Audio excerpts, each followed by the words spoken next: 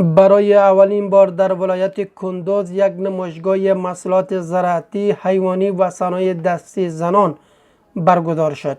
سامیه یک تن از شرکت کنندگان در این برنامه که از ولسوالی ایمان صاحب کندوز آمده است میگویند نخستین بار است که در این نمایشگاه صنایع دستی دست ساخته خود را به نمایش گذاشته است. به گفته وی آنان قبلا محصولات خود را در خانه به بهای اندک به فروش می‌رساندند، اما در این نمایشگاه به بهای خیلی مناسب می توانند به فروش برسانند. نمایشگاه خیلی خوب است و این نمایشگاه به خاطر عزیز که ما هم محصولات خود در اینجا به نمایش گذاشتیم که به خاطر که اقتصاد ما بلند بره و مردم از اینجا خریداری کنه و همچنان در بخش صنایع دستی که ما اینجا قبلا مش نمونه خروار ما بسیار یک چیزی ناچیز از ولسوالی امام صاحب آوردیم و اینجا ما به نمایش گذاشتیم که مردم بیاین از صنایع دستی البته خود ما وطنی استفاده کنند. این نمایشگاه اولین نمایشگاه است که یک کنفرانس هم که بدخشان بود ما اشتراک کردیم. این دومین نمایشگاه است که ما در نمایشگاه اشتراک کردیم. از این ما تریشی باب آوردیم، روب است، تریشی سبزیجات، اینمی چیزا است، ماست است، چکه است، قروت است. اینمی است که ما از همین تخمی که این دفتر داده ما از همین حاصل گرفتیم، از همین ما تولید کردیم. البته این قسم حمایت خانم‌ها شو و ما می‌خوایم حمایت شویم. یک ظرفیت خانم‌ها را بلند می‌بره، توانمندی خانم‌ها را بلند می‌بره. خانم‌ها توانمند است میشن، خودکفا میشن، باید حمایت شوند.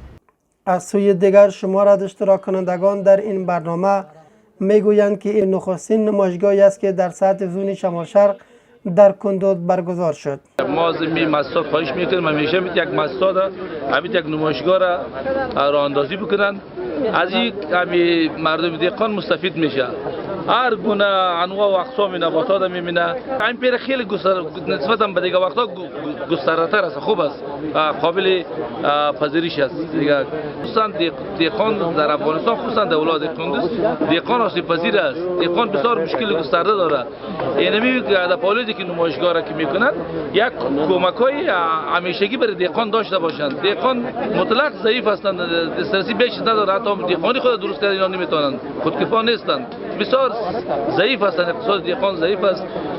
بر دهقان کمک شود که حاصلات خوبتر و بهتر بگیره. دا باید نور په پراخه سطح باندې دا رقم ته نمایشګاهګانې جوړې کړي چې خلکو تبادل نظر د فکرو وسی، خلک راشي هغه تخمونه هغه شان چې دلته خلکو راوړي دي هغه وویني، له هغه نه استفاده وکړي چې په بعضې وخت کې په خرابو تخمو باندې خلک ډېر خسارهمند شوي دي. از سوی دیگر مولوی امان الله حسن رئیس زراعت آبیاری و مالداری کندوز میگویند این نمایشگاه به همکاری مؤسسه انکشاف راه نوین به خاطر نمایش محصولات زراعتی کشاورزان در این ولایت راه اندازی شده است. الحمدلله په تیرو دورو کې کم کارونه سوي او په دې 2 کالو کې دا کم کارونه سوي دي ټول ته معلوم دي وینم. یعنی دا تقریبا په دا شلو کال کې به دونه کارونه نه وسوي لکه په دې 2 کالو کې سوي دي.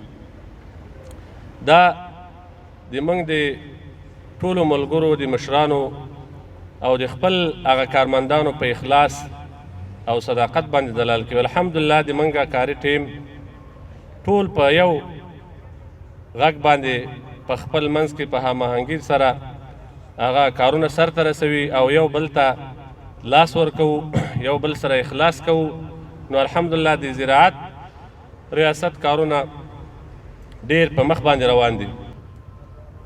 نو دا د کندوز لپاره، د جناب والي صاحب لپاره، د ولس لپاره، د حقینو لپاره دا یو غټه لاسته راوړنه او خوشخبري ده.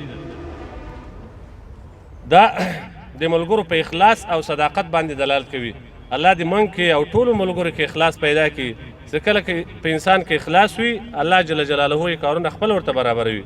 آقای حسن افزود که همچون نمایشگاه‌ها می‌توانند کشاورزان را در عرصه کاریشان تشویق نمایند. اینجا در کندوز نمایشگاه یک روزه از طرف ریاست زراعت و مالداری کندوز دایر شد. گفته می شود که نمایشگاه بر یک روز است و محصولات زراعتی به نمایش گذاشته می شود. گفته شود که این نمایشگاه ها در آینده های نزدیک هم برگزار خواهد شد با آن زمان پاسخ خواهد داد. اسلام الدین صاحبزاده، تلویزیون جهانی رای فردا، کندوز.